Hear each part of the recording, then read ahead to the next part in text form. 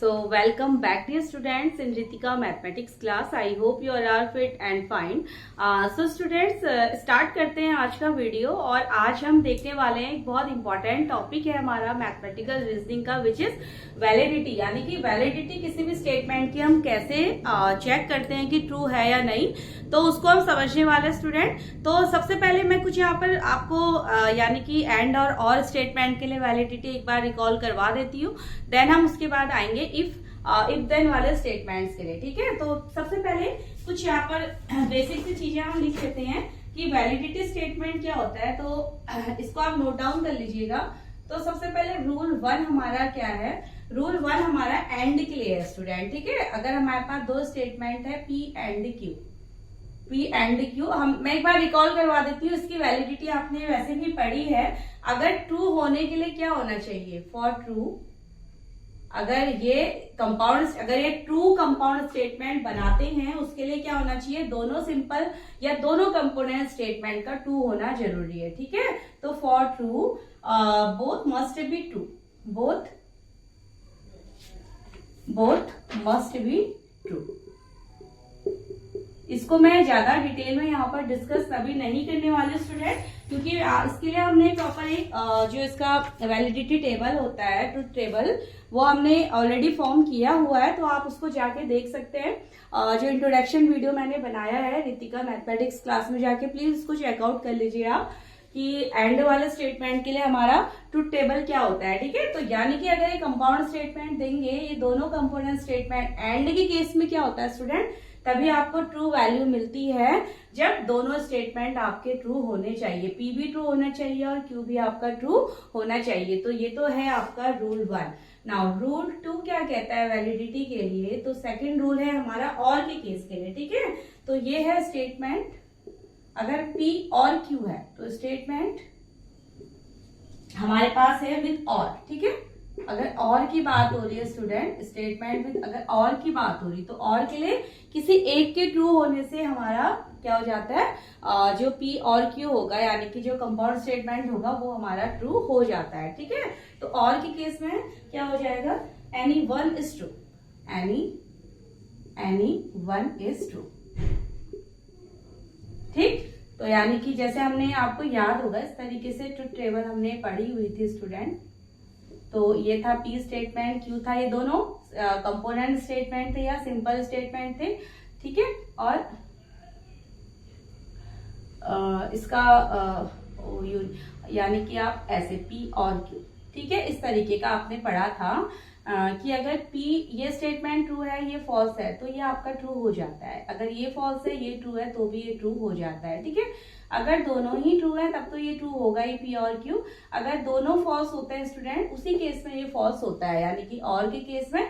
तो वही बात यहाँ पर आपको रूल 2 में मैंने थोड़ा सा शॉर्ट करके बता दिया है। ठीक है, कि इसका ट्रुथ टेबल यानी कि इसकी वैलिडिटी आप कैसे चेक करेंगे। तो और स्टेटमेंट के लिए अगर कोई भी एक स्टेटमेंट आपका ट्रू हो जाता है स्टूडेंट, तो उस केस में आपका जो पी और क्यू होगा वो भी ट्रू हो जाता है। ठीक है, नाउ अब आ जाते हैं, तो ये दो रूल आपके आप नोट डाउन कर लीजिएगा।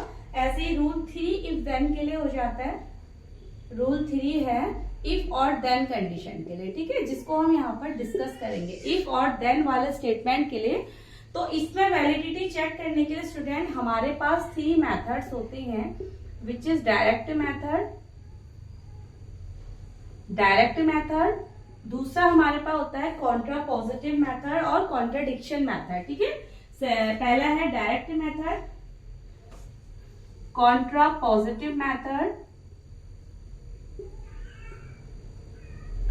इसकी वैलिडिटी के लिए जो मेथड होते हैं इफ देन वाले स्टेटमेंट के लिए, वो मैं आपको यहाँ पर बताऊंगी आज। ठीक है, अभी हम इफ देन वालों को यहाँ पर डिस्कस करने वाले हैं। ठीक है, तो फर्स्ट है direct method, Contra positive method, और थर्ड यहाँ पर होता है कॉन्ट्रडिक्शन मेथड। राइट स्टूडेंट, तो ये 3 मेथड हम अभी डिस्कस करेंगे कि इसके साथ हम कैसे वैलिडिटी को चेक करते हैं। ठीक है, और जो रूल 4 होता है वो इफ एंड ओनली इफ के लिए होता है। ठीक है, अगर स्टेटमेंट हमारे इफ एंड ओनली इफ वाले हैं, तो उसके लिए क्या हो जाएगा स्टूडेंट, उसके लिए क्या हो जाएगा, इफ एंड ओनली इफ, यानी कि एक इक्वलेंस रिलेशन रखते हैं पी और क्यू यहाँ पर, तो if P true then Q true, Q वाला भी ट्रू होगा, इफ क्यू ट्रू होगा देन पी ट्रू होगा, क्योंकि ये इक्वलेंस रिलेशन होता है स्टूडेंट, ठीक है। तो इफ एंड ओनली इफ में पी और क्यू दोनों इक्वलेंस रिलेशन में होते हैं, तो इफ पी ट्रू होगा तो क्यू भी ट्रू होगा, एंड क्यू ट्रू होगा तो पी भी ट्रू होगा। तो ये फिलहाल ये वाली वैलिडिटी आपको पता है, एंड वाली के लिए अगर ट्रू होना है कंपाउंड, ठीक है, अगर आपका फाइनल स्टेटमेंट ट्रू होगा उसके लिए दोनों का ट्रू होना जरूरी है, both must be true. Rule 2 में हम आते हैं और वाले स्टेटमेंट के लिए, अगर हमारे पास और में आपका फाइनल स्टेटमेंट ट्रू कब होगा, जब पी और क्यू में कोई भी एक ट्रू हो जाता है तो फाइनल भी आपका ट्रू हो जाता है, ठीक है। रूल 3 में इफ देन के लिए हम पढ़ने वाले हैं। 3 मेथड्स होते हैं, direct, contrapositive and contradiction method. Rule 4 if and only if के लिए होगा, यानी कि पी इक्वलेंस क्यू में होता है, ठीक है student, P only if and only if Q, ठीक है, या Q if and only P, दोनों एक दूसरे के लिए नेसेसरी सफिशिएंट कंडीशन होती है यहाँ पर। तो उस केस में पी ट्रू होगा तो क्यू भी ट्रू होगा, क्यू ट्रू होगा तो पी भी ट्रू होगा स्टूडेंट। तो फिलहाल जो अब हम डिस्कस करेंगे वो रूल 3 को यहाँ पर देखते हैं, ठीक है। तो चलिए यहाँ तक आप नोट डाउन कर लीजिएगा। तो नाउ अब चलिए 3 स्टेटमेंट के लिए अब हम सबसे पहले यहाँ पर आते हैं, इफ देन स्टेटमेंट की वैलिडिटी चेक करनी है, तो इसमें लिख लेते हैं to check the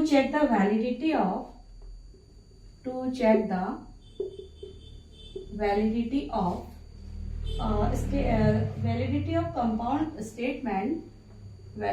of compound statement containing if and then, ठीक है, containing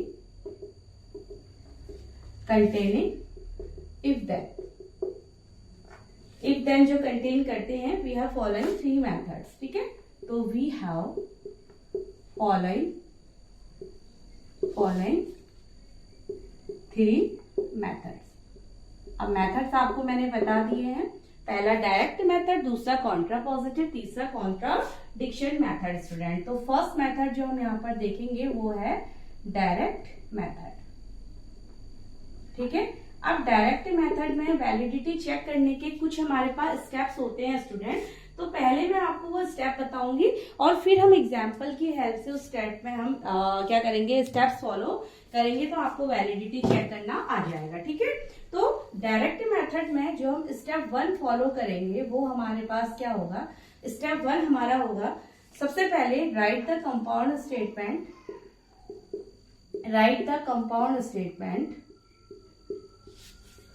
ठीक है। डायरेक्ट मेथड को अप्लाई करने के लिए सबसे पहले हम write the compound statement in the form if P then Q, क्योंकि हम इफ एंड देन वाली कंडीशन की ही बात कर रहे हैं। तो सबसे पहले write the compound statement in the form if P then Q. Step 2 में हमें क्या करना है, कंपाउंड स्टेटमेंट आ गए हैं तो कंपोनेंट स्टेटमेंट फाइंड करने होंगे स्टूडेंट। सेकंड में हम क्या करेंगे, identify the component statement P and Q.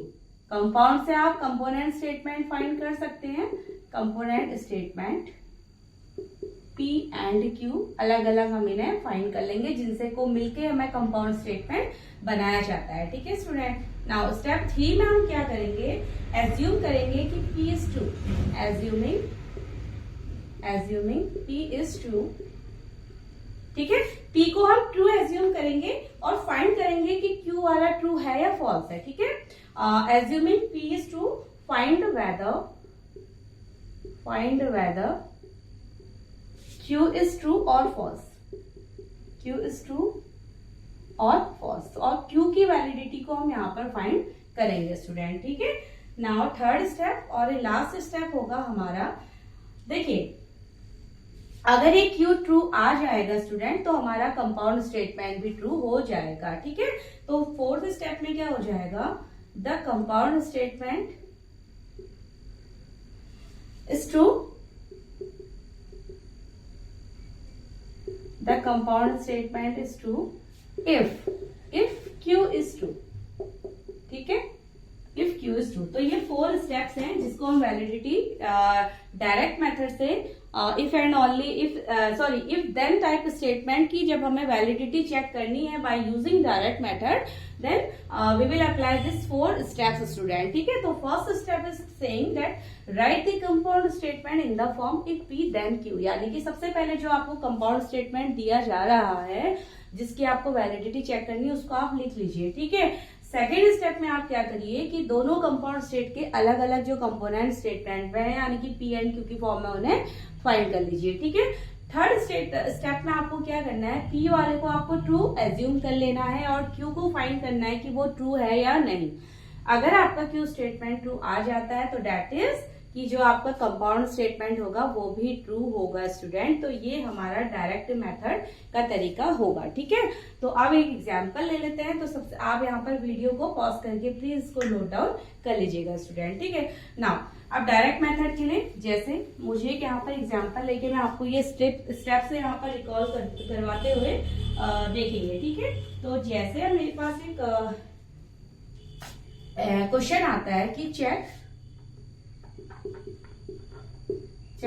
whether the following statement, check whether the following statement is true or not, statement is true or not।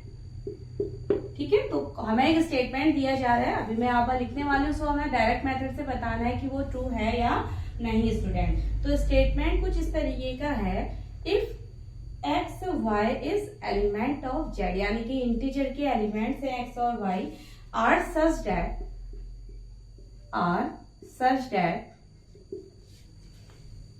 X and Y are odd, such that X and Y are odd,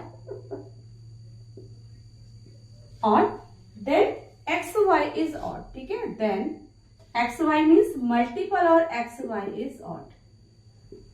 तो क्या ये बात सही है, क्या ये statement true होगा student? उसके लिए हमें डायरेक्ट मेथड लगाते हुए ये बात को शो करना है कि if X and Y is element of Z, where Z क्या है, हमारा इंटीजर है स्टूडेंट। ठीक है, यहाँ पर पॉजिटिव नेगेटिव सभी तरीके के नंबर्स होते हैं। Are such that X and Y दोनों क्या है, उसमें से ऑड नंबर्स हैं। ठीक है, ऑड नंबर है तो हमें बताना है अगर ये दोनों ऑड है तो इनका मल्टीप्लीकेशन भी ऑड होगा। ठीक है, तो चलिए स्टार्ट करते हैं अपने स्टेप 1। अब सबसे पहले ये हमारे पास एक कंपाउंड स्टेटमेंट आता है, ये तो हमारे पास एक कंपाउंड स्टेटमेंट ऑलरेडी यहाँ पर लिखा हुआ है, तो मैं वापस इसको नहीं लिखूंगी स्टूडेंट। मैं यहाँ से क्या करूंगी, पी और क्यू पहले, तो ये मेरा स्टेप 1 यहीं पर हो गया। ठीक है, ये मैं इसको स्टेप 1 ले रही हूँ। मैंने स्टेप 1 में बताया था ना कि सबसे पहले आप कंपाउंड स्टेटमेंट को लिखेंगे, तो मेरा ऑलरेडी जो मैंने लिखा है इसी को मैंने स्टेप 1 बोल दिया, ये कंपाउंड स्टेटमेंट ही है। नाउ स्टेप 2 में हमें क्या करना है, इसमें से कंपोनेंट स्टेटमेंट अलग अलग करनी है पी एंड क्यू की फॉर्म में।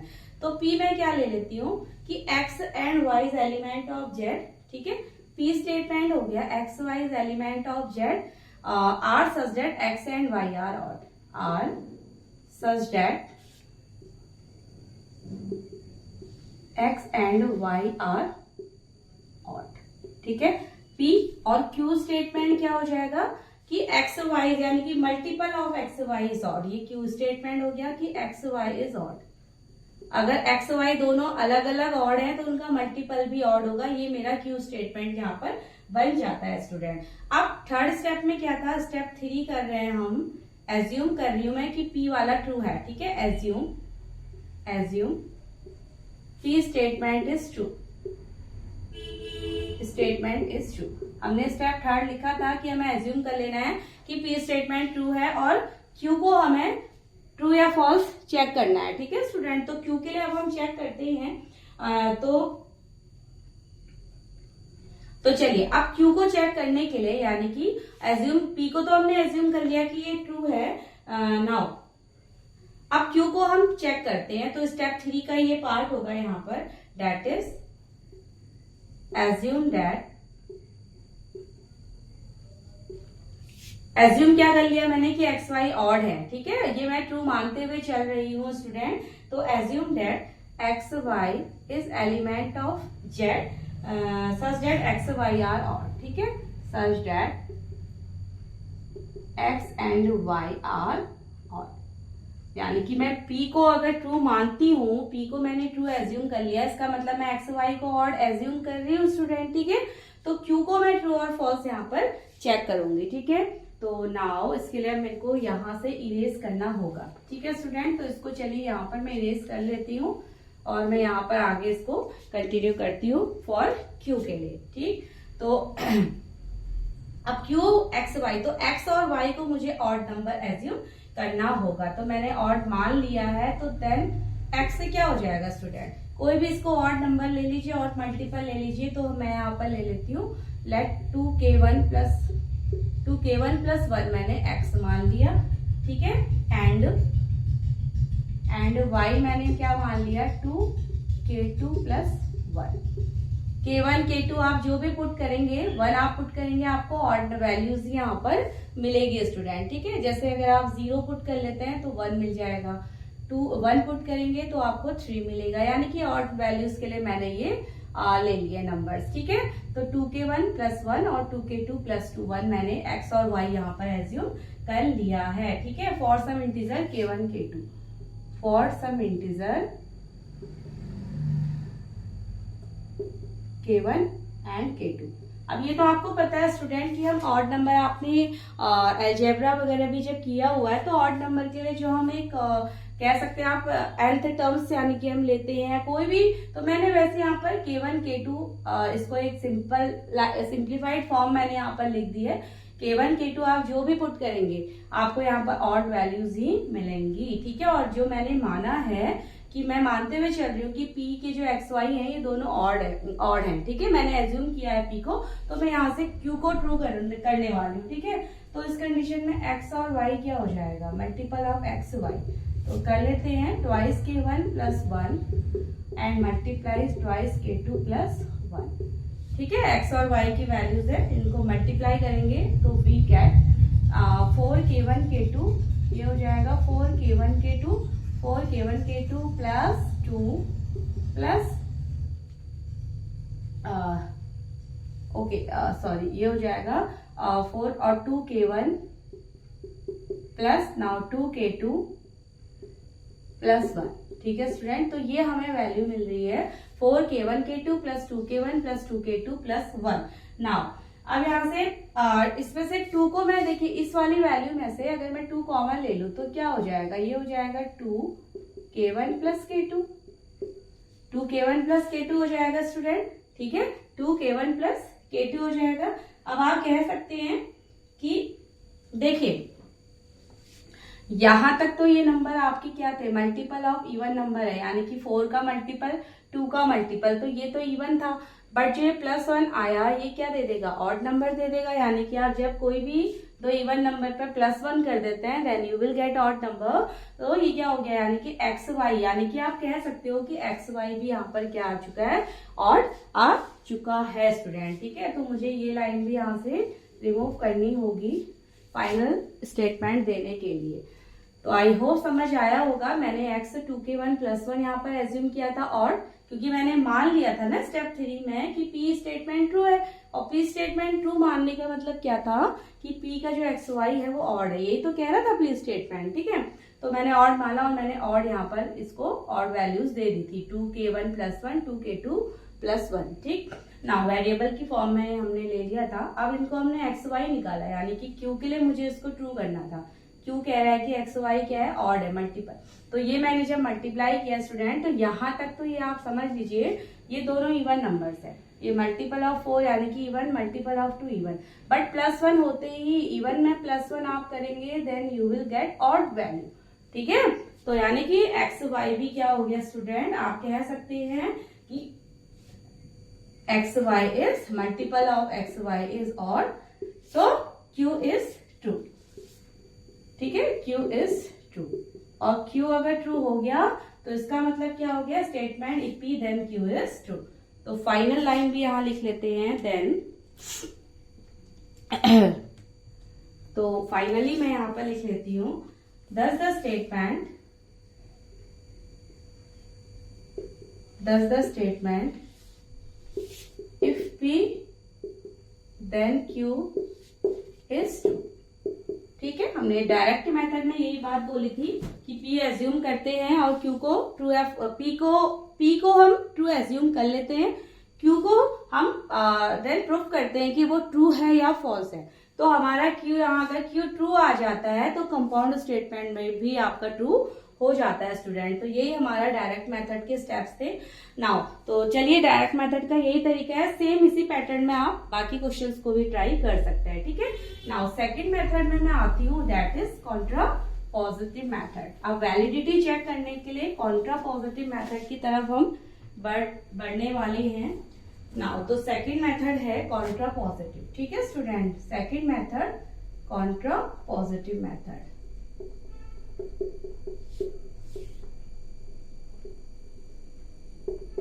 अब कॉन्ट्रा पॉजिटिव के सबसे पहले मैं यहाँ पर स्टेप लिख देती हूँ। ठीक है, स्टेप के साथ समझना इजी हो जाता है। तो स्टेप 1 कहता है सबसे पहले हमें write the compound statement,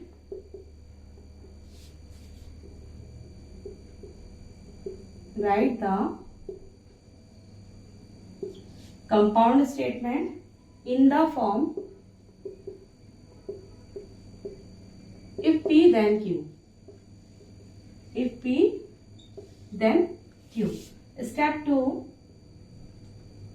step two क्या करना है, कंपोनेंट स्टेटमेंट फाइंड करने हैं। सेम वही, identify the component statement, identify the component statement, बिल्कुल सेम है अभी डायरेक्ट की तरह। अब स्टेप 3 में क्या करना है स्टूडेंट, हमें एज्यूम करना है कि क्योंकि कॉन्ट्रा पॉजिटिव की बात हो रही तो Q को हम फॉल्स एज्यूम करेंगे। ठीक है, एज्यूम दैट जो Q स्टेटमेंट होगा Q इज फॉल्स, क्योंकि कॉन्ट्रा पॉजिटिव है तो Q को हमें फॉल्स एज्यूम करना होगा एंड फाइंड करना होगा, find weather P is true और फॉल्स। ठीक है, कॉन्ट्रा तो आपको स्टेप 3 याद रखना है। डायरेक्ट में क्या था, P को हमने ट्रू फॉल्स किया था क्योंकि वो डायरेक्ट मेथड था और Q को हम फाइंड कर रहे थे कि ट्रू है या फॉल्स है। लेकिन यहाँ पर हमें क्या करना है, कॉन्ट्रा पॉजिटिव मेथड है तो Q को हमें फॉल्स पहले ही एज्यूम कर लेना है स्टूडेंट, फिर हमें P के लिए फाइंड करना है कि P ट्रू है या फॉल्स है।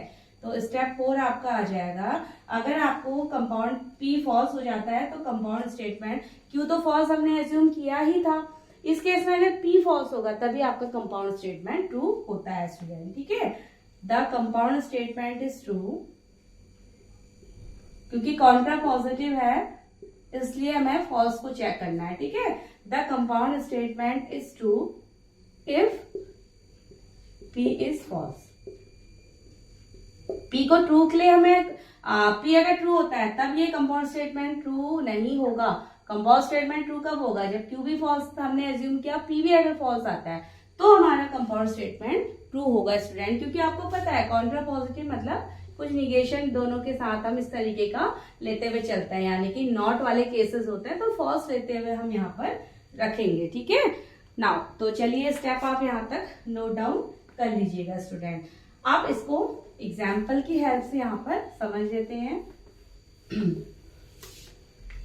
तो एग्जाम्पल सेम है बाय यूजिंग कॉन्ट्रा पॉजिटिव। तो एग्जाम्पल सेम है जो पहले लिया गया था।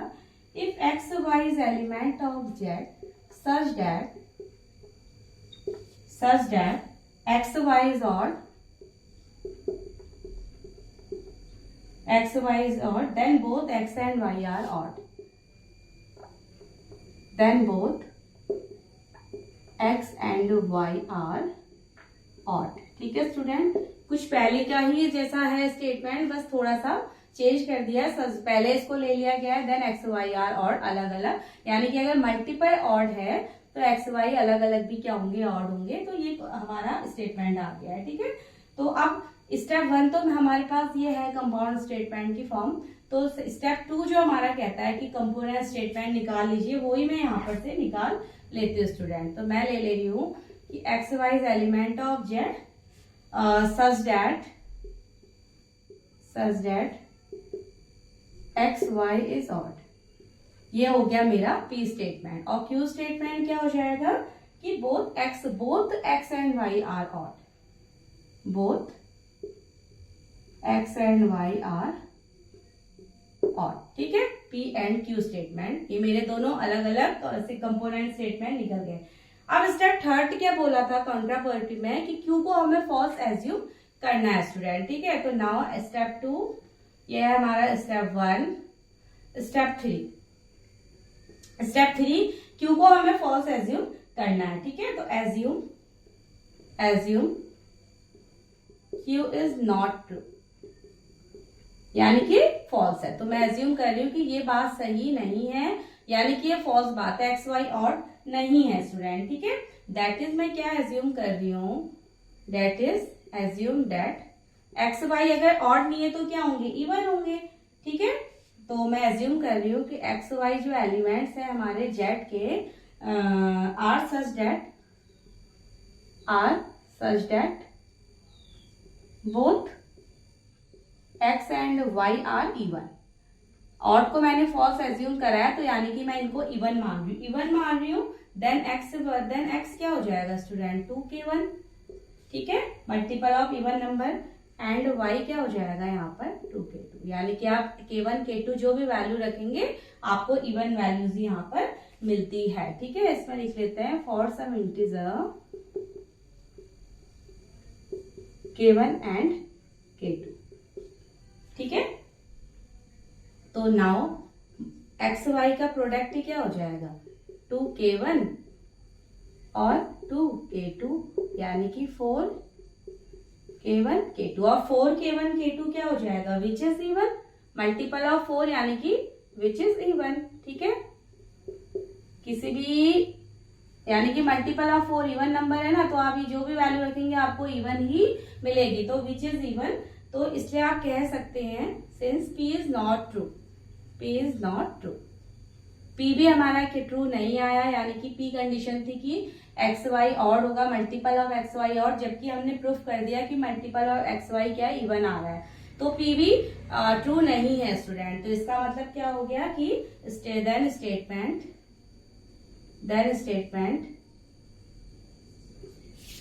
If p then q is true, ठीक है।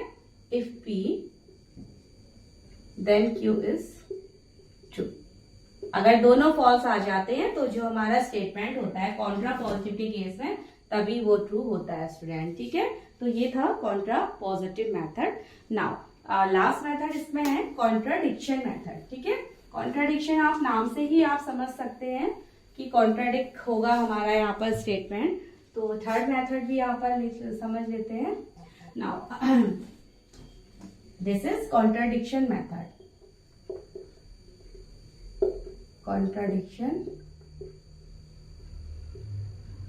अब कॉन्ट्राडिक्शन मेथड क्या कहता है, इसको भी स्टेप में पहले समझ लेंगे। तो इसका स्टेप 1 हमारे पास है, और सबसे पहले write down the compound statement, write the compound statement in the form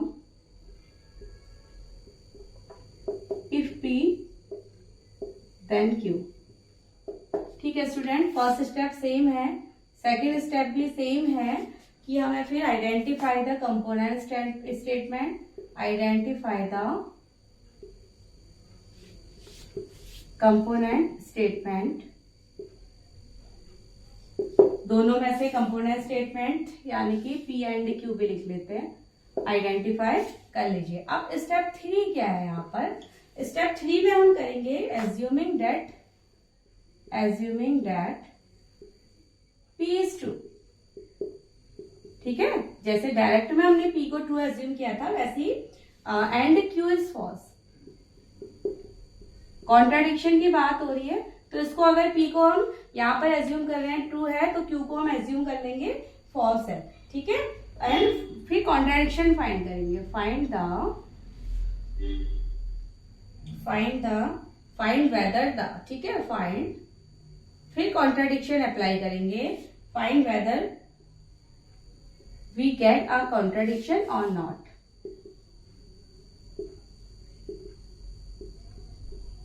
फिर हम देखेंगे कि हमें कॉन्ट्राडिक्शन मिलता है या नहीं।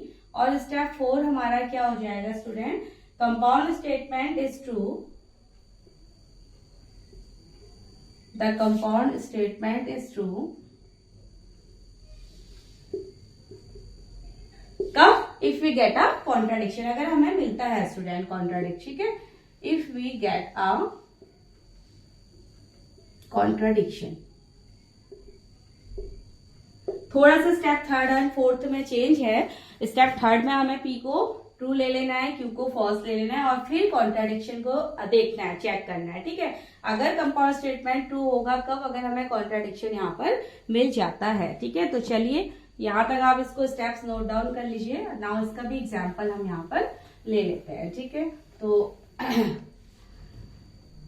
सेम है, ठीक है। अब थोड़ा सा एग्जाम्पल में यहाँ पर देखिए, कॉन्ट्राडिक्शन समझने के लिए थोड़ा सा एग्जाम्पल हम चेंज कर लेते हैं। मैं ले रही हूँ कि if n is a real number, if n is a real number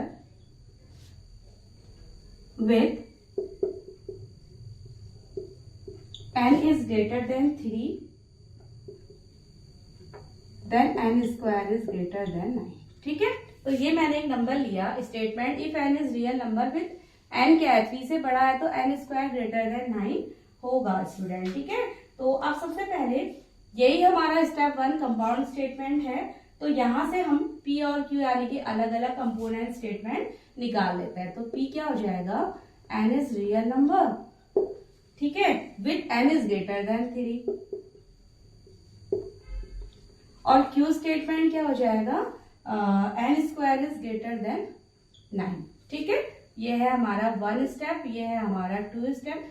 3 step हम क्या लेते हैं, एज्यूम P को ट्रू एज्यूम करते हैं, P is true and Q is false, यही बोला गया है मैं, ठीक है। स्टेटमेंट 3 एज्यूम P को ट्रू और Q को फॉल्स एज्यूम करते हैं student.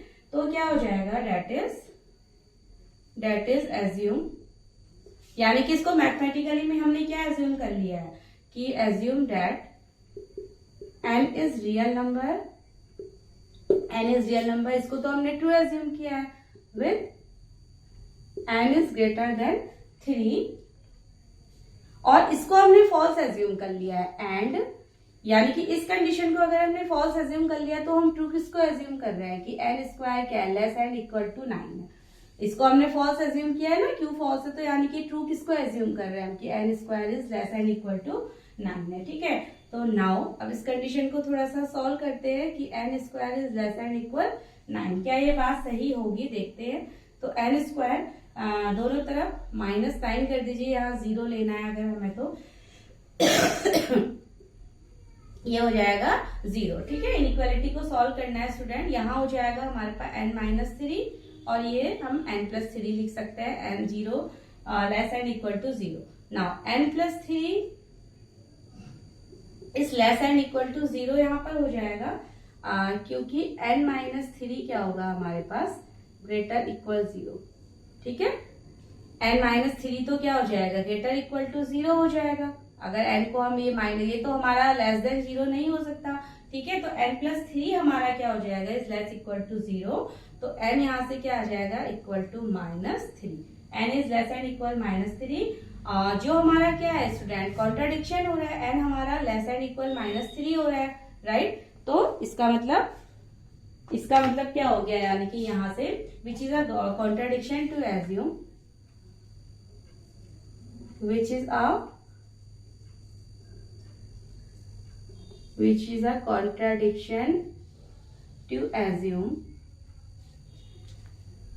n is greater than 3, यानी कि हमने माना था, इसको हमने ट्रू माना था जबकि हमारा कॉन्ट्राडिक्शन आ चुका है, ठीक है। इसको हमने यानी कि एज्यूम किया था, तो ये बात सही नहीं है, ठीक है। तो which is contradiction to assume n is greater than 3, और अगर कॉन्ट्राडिक्शन हो जाता है तो इसका मतलब स्टेटमेंट फाइनल क्या हो जाता है, ट्रू हो जाता है। तो लास्ट लाइन में यहाँ लिख देती हूँ, thus the statement if P then Q is true, ठीक है स्टूडेंट। तो ये हमारा ट्रू हो जाता है, तो इसका मतलब गिवन स्टेटमेंट ट्रू हो जाएगा। तो ये था हमारा कॉन्ट्राडिक्शन मेथड। अब बाकी इसको हम और प्रैक्टिस करेंगे तो और मैं स्टेप के साथ, यानी कि सबसे पहले आप स्टेप्स को समझ लीजिए स्टूडेंट, ठीक है। देन बहुत इजी हो जाते हैं क्वेश्चन सॉल्व करने। बस आपको केवल अपने स्टेप्स यहाँ पर फॉलो करने हैं, ठीक है। तो यही हमारे मेथड से वैलिडिटी चेक करने के स्टूडेंट। तो चलिए मिलते हैं एक्सरसाइज 14.5 में in next video. So till then bye and take care.